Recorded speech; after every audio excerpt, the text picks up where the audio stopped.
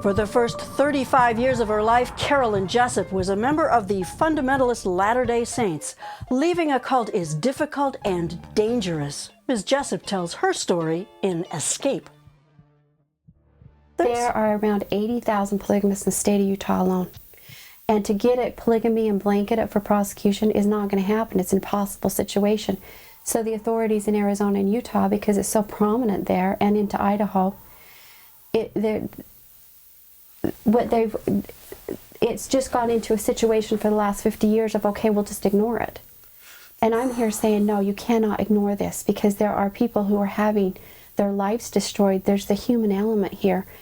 Many people who leave these communities, their life is a matter of human wreckage. There's not much left to salvage by the time they get out, and the extreme emotional, psychological, and physical damage that's been done to them. It's very hard to recover from. And when you bring up Obama, I mean, the day that he was elected, I never voted in my life. Because in this religion, it was a religious thing to vote, but you were always told who you had to vote for. And there was something inside of me that refused to go down that path. So I always found excuses to get out of voting. After I left, when Obama started running for president, is the first time I wanted to vote.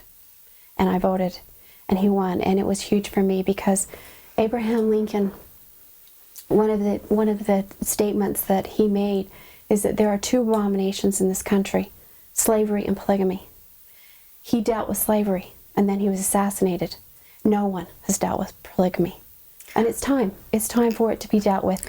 This nation needs to get informed. They cannot continue to ignore what's occurring. I was the first woman ever to get all of her children out and get legal custody. Women do occasionally leave the FLDS, but they run and they hide. They rarely, if ever, get all of their children out with them. And then they're hunted down. When they're found, they run again. Because of my son's medical conditions, I knew when I left running was not an option. I knew I would have to face them, so I did. When I walked into court, the judge got a look on her face like the circus had just walked into her courtroom, and she did not know how to deal with it.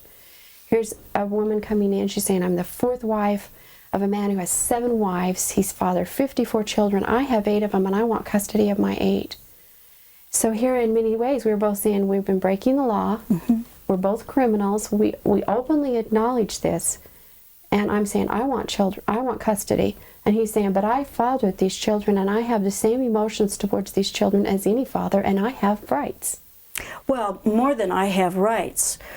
Maybe the show stopped most when one of your children said, you have no right to us. We belong to Father. He owns us.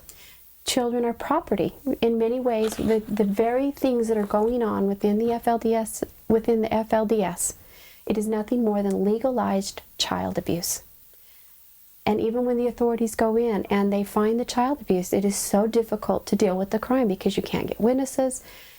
You have everybody coming down on the state agencies that are trying to deal with the abuse and saying, oh, you're just persecuting them for their religion. People need to look past the religion. They need to look at facts. The state of Texas released a report saying that they found undisputed evidence that there was abuse and neglect in 91 families that they took out of that ranch. 91. Out of how many? Out of around 140.